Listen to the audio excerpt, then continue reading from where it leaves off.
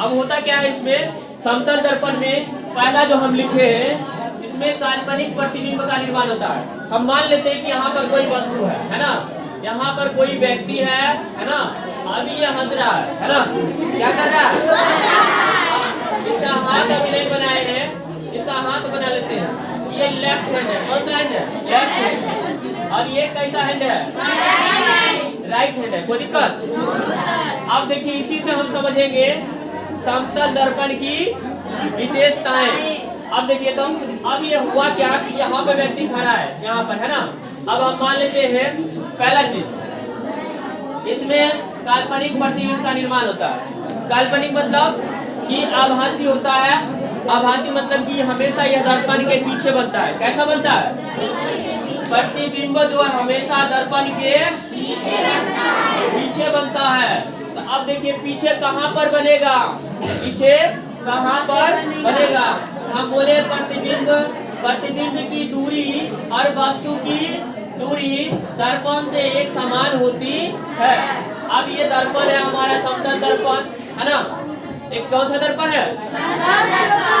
अच्छे, हम इधर वस्तु रखे कि इधर रखे? वस्तु को किधर रखे? इधर। और इधर ये जो ये डॉट लाइन किए है ना, ये रंगाई किए है, इसपे कलर किया गया है। इधर वस्तु रखेंगे तो फोटो बनेगा, नहीं ना बनेगा। इधर रखे तो फोटो बनेगा, इधर रखेंगे तब फोटो बनेगा। अब यह फोटो बनेगा ना, ठीक इतना ही दूरी पर। अगर मान लीजिए यहाँ से यहाँ की दूरी है 5 मीटर, कितना मीटर? 5 मीटर। तो ये व्यक्ति इधर जाके दिखेगा दर्पण के पीछे, है ना। कितने दूरी पर दिखेगा? उतना ही दूरी पर जाकर के दिखेगा। यहाँ से जहाँ पर होगा 5 मीटर, वहीं पर जाकर यह व्यक्ति पूरा हमें दिखाई देगा। समझे इस बात को? वहाँ पर हंस रहा था, तो यहाँ पर भी क्या करेगा? यहाँ भी हंसेगा, है ना। ऐसा थोड़ी है दर्पण में कोई व्यक्ति हंस। अच्छा अभी हम हाथ भी इसका लाते हैं। अब यहाँ से मान लीजिए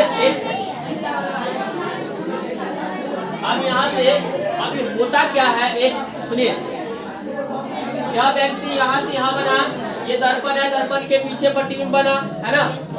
और जितना दर्पण से ये वस्तु आगे था, ये हो गया वस्तु। ये क्या हो गया?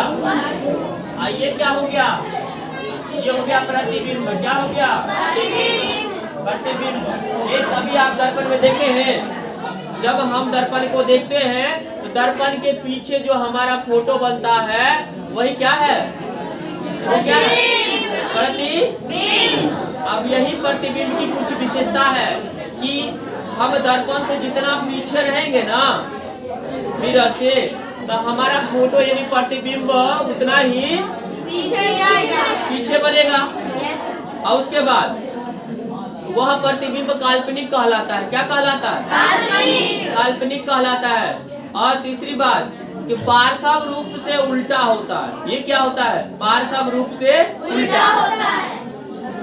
पार्श्व रूप से उल्टा होता है। पार्श्व रूप से उल्टे कहने का मतलब इसका जो यहाँ पर देख रहे हैं ये राइट हैंड है ना। अब ये राइट हैंड इसका कहाँ चल जाएगा? यहाँ नहीं, इधर लेफ्ट में चल जाएगा। ये राइट हैंड यहाँ पर, लेफ्ट हैंड यहाँ पर। इसी को कहते हैं आधा से न उलट जाता है। दाया वाला हाथ बाया में दिखेगा। कभी सेल्फी खींचे हैं? खींचने के बाद देखते होंगे कि हमारा जो दाया वाला भाग था वो बाया में चल गया।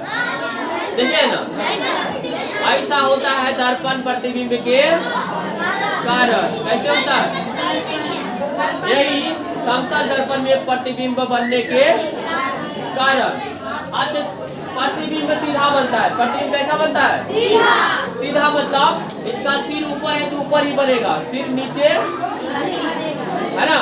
अब हमारा सिर ऊपर है तो ऊपर ही न रहेगा कि सिर नीचे हो जाएगा पैर ऊपर, ऐसा नहीं ना होगा। हाँ, इसी को कहते हैं प्रतिबिंब सीधा। सिर ऊपर है तो ऊपर ही रहेगा। अच्छा एक चीज और कि प्रतिबिंब का आकार वस्तु के आकार के बराबर होता है। अगर कोई वस्तु यहाँ पर खड़ा है, इसकी लंबाई है 5 फीट। कितना है? तो ये प्रतिबिंब जो बनेगा इसकी लंबाई कितना होगा? तो मतलब कि वस्तु का आकार जितना होगा उतना ही किसका आकार होगा? प्रतिबिंब का। अब जल्दी जल्दी से समझ लेते हैं। जल्दी जल्दी से क्या समझते हैं कि पहले समतल दर्पण में बना हुआ प्रतिबिंब काल्पनिक होता है। कैसा होता है? काल्पनिक होता है। तो मतलब दर्पण के पीछे बनता है। कहाँ बनता है? दर्पण के पीछे बनता है। तो कैसा बनता है? सीधा। कैसा बनता है? सीधा बनता है। तो एक चीज और, आकार कितना होता है? तो जितना बड़ा वस्तु का आकार होता है उतना ही बड़ा प्रतिबिंब का आकार होता है। और एक चीज कि दूरी कितना होता है?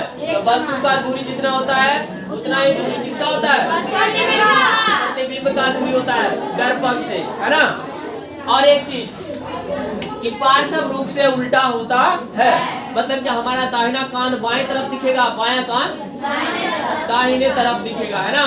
इसी को कहते हैं पार्श्विक रूप से उल्टा। समझ गए?